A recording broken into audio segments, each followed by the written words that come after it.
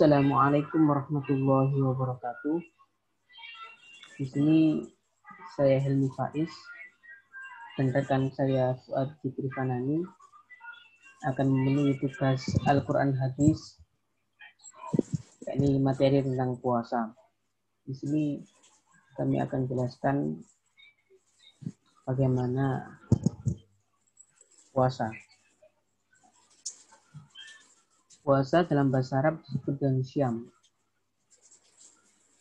yakni yang berarti menahan diri dari sesuatu. Sedangkan menurut istilah, puasa adalah menahan diri dari makan dan minum, hubungan seksual suami istri, dan segala yang membatalkan sejak dari terbit fajar hingga terbenam matahari dengan niat karena Allah Subhanahu wa Ta'ala.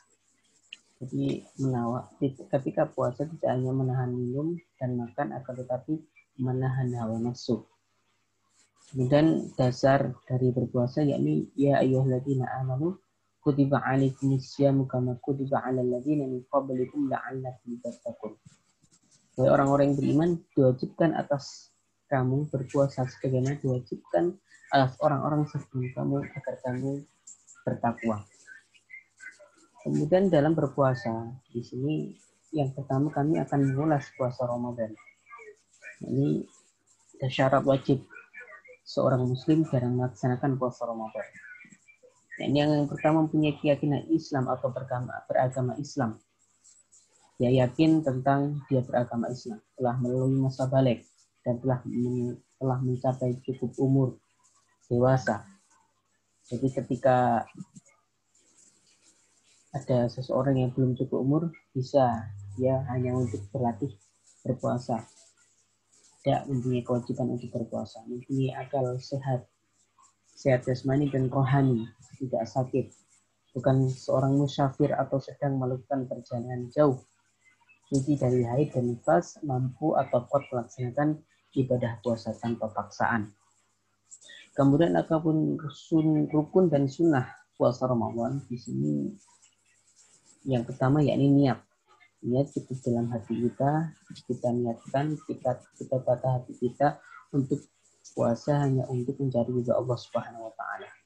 Kemudian menahan diri dari makan dan minum, kemudian bersetubuh bisa dijelaskan secara istilah ya, hal-hal yang semuanya mampu membatalkan puasa. Kemudian hal yang sunnah ketika berpuasa, yakni sahur. Nabi Muhammad menganjurkan untuk mengakhirkan sahur, tapi tepatnya lebih dekat dengan waktu subuh. Bisa dikatakan dengan waktu sahar. Sekarang berbuka pada waktu buka puasa, mensegerakan berbuka. Meskipun mungkin bahan untuk berbuka hanya seadanya saja. Membaca doa bukan buka puasa. Ini seperti yang Nabi Muhammad SAW mengatakan, dapat mau bidalatil uruq sabatal ajr insyaallah. Kemudian Nabi menganjurkan untuk berbaca doa setelah meminum air. Berbuka dengan yang manis-manis, diafdalkan dengan berbuka yang manis. Memberi makan pada orang yang berbuka. Memperbanyak ibadah seperti halnya tadi dengan banyak beribadah kepada Allah Subhanahu wa Ta'ala. Kemudian hal-hal yang wajib dijauhi orang yang berpuasa ada dua, yakni berkata dusta dan perbuatan sia-sia. Perkataan tidak ada dasarnya, perkataan yang tidak ada asal-usulnya. Kemudian berbuat yang tidak bermanfaat, berbuat untuk menghabiskan waktu saja.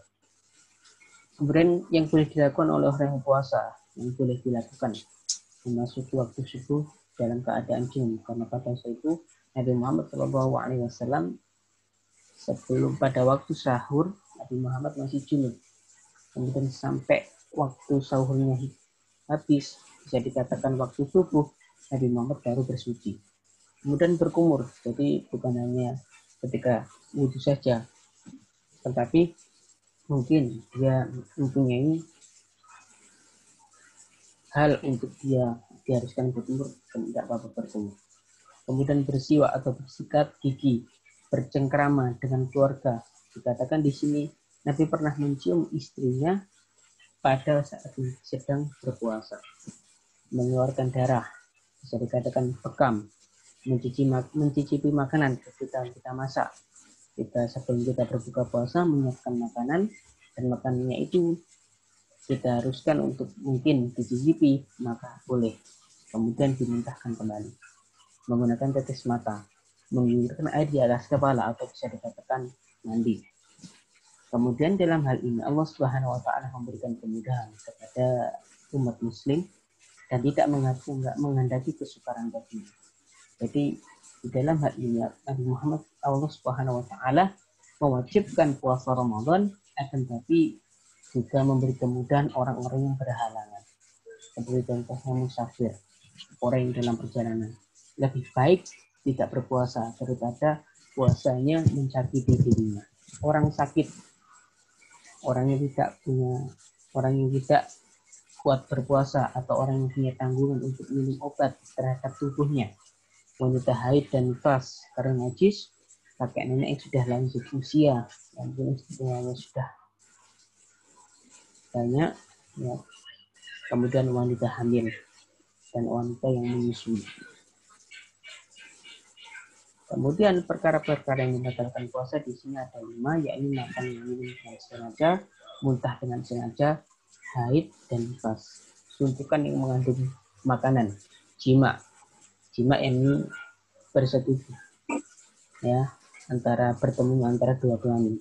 Jikalau hanya bersenggama seperti yang tadi dijelaskan, Nabi Muhammad SAW mencium istrinya dalam keadaan puasa tidak apa-apa, akan tapi ketika keluarnya hawa nafsu, kemudian bertemu dua kelamin, maka itu sangat akan membatalkan puasa. Kemudian puasa sunnah akan dijelaskan oleh teman saya, Mas Fuad. Selanjutnya saya akan jelaskan tentang puasa sunnah. Puasa sunnah yaitu puasa yang apabila dikerjakan oleh seseorang maka dia akan mendapat pahala dari Allah SWT. Sedangkan apabila tidak dikerjakan maka tidak mengapa atau tidak berdosa. Niat puasa sunnah boleh dilaksanakan pada pagi hari atau menjelang siang hari, dan tidak harus sebelum fajar seperti pada puasa wajib atau Ramadan. Boleh juga dibatalkan atau tidak dilanjutkan jika ternyata kondisi atau kesehatan badan tidak mendukung. Macam-macam puasa sunnah.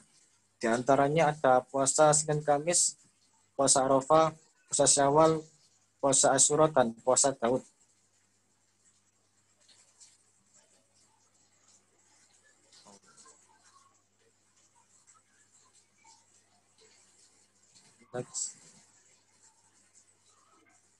Pertama, puasa Senin dan Kamis.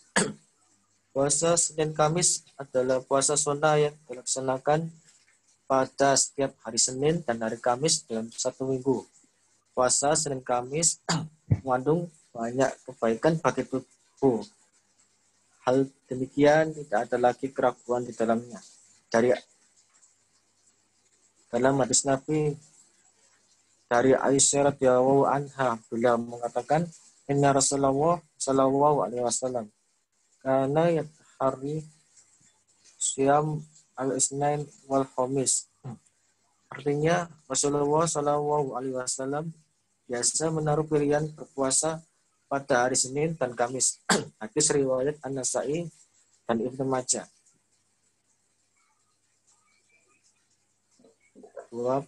Puasa Arafah ialah puasa pada tanggal 9 Zulhijjah. Kenapa dinamakan Arafah? Karena hari itu orang-orang yang melakukan ibadah haji sedang wukuf di Arafah. Puasa Arafah ini disunatkan bagi orang yang tidak melakukan ibadah haji. Sedangkan mereka yang melanjutkan ibadah haji hukumnya makruh. Rasulullah Shallallahu Alaihi Wasallam bersabda dari Abu Hurairah, Shallallahu Alaihi Wasallam melarang puasa hari Arafat di Arafah. Hadis riwayat Ibnu Majah dan Ahmad. Yang ketiga, puasa Asyura. Puasa Asyura ialah puasa pada tanggal 10 Muharram. Puasa Asyura termasuk puasa sunat yang cukup besar pahalanya. Dalam hadis Nabi, afdhalus siyam ba'da Ramadan sahwa bil Muharram, afdal as-shalah ba'dal faridah salatul lail.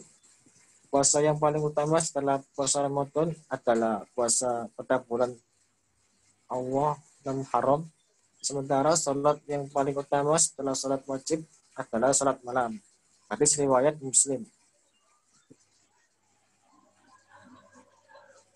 Puasa Daud.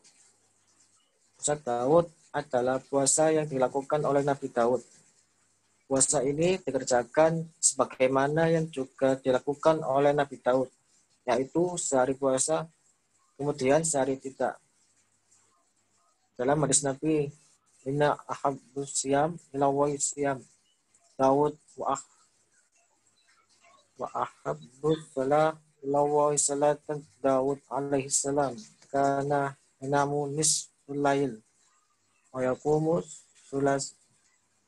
sulasa wa yanamu sudas wakana yasumu yauman wa yaftiru yauma.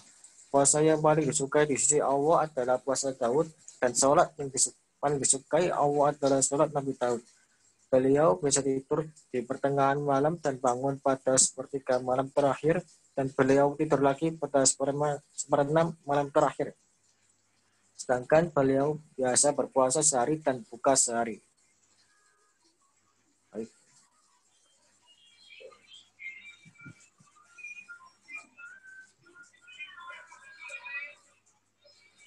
Permasalahan kontemporer seputar puasa biasanya adalah waktu buka puasa di pesawat.